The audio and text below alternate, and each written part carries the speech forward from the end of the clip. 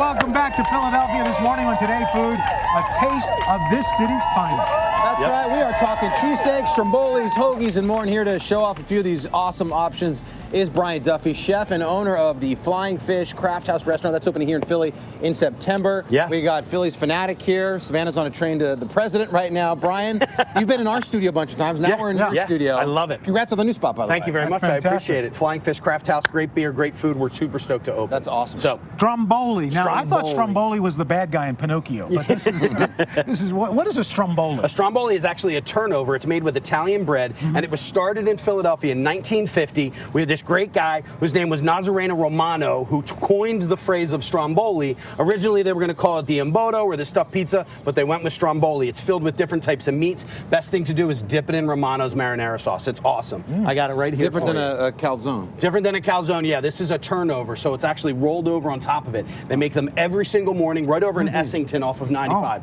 Oh, Unbelievable. That is terrific. Yeah. Wow, the flavor in that?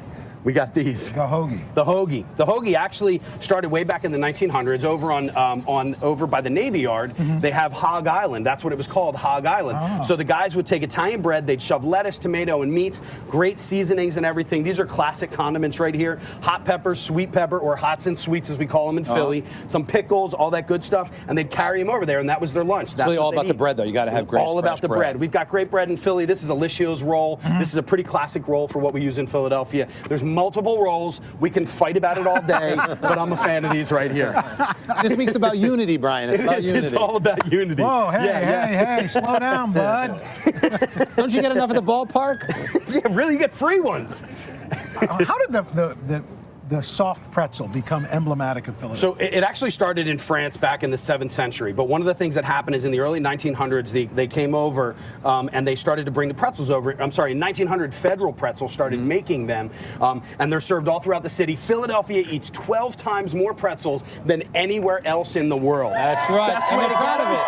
They're proud of it. They're very proud of that. That helps the beer sales a little bit, too. Absolutely. It's a good pairing. Best way to get them, you got to get them. You got to get them off the street. When they're super hot, there's a little bit of exhaust on them, and we're all happy.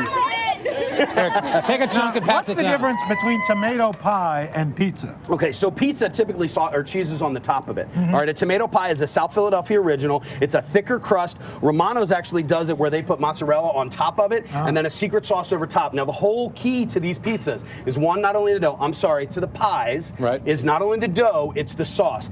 Every chef and every restaurant has their own secret recipe, and that's kind of the way it goes. A little bit spicy, So there's actually a little cheese bit underneath sweet. this tomato There's layer. cheese underneath the tomato layer. Okay, yeah. cool. Yeah.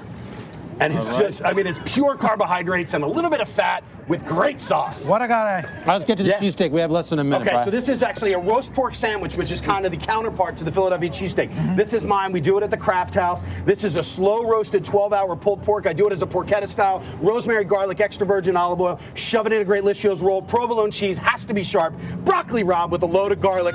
Welcome to Philly. Holy moly! How about that? It's healthy because it's got broccoli rabe. Wow, that is beautiful. Brian it's a great Duffy. sandwich. Brian, thanks, brother. Thank you very Congratulations much. on the spot, too. Cheers. Thank you very Appreciate much. it. Brian Duffy, everybody.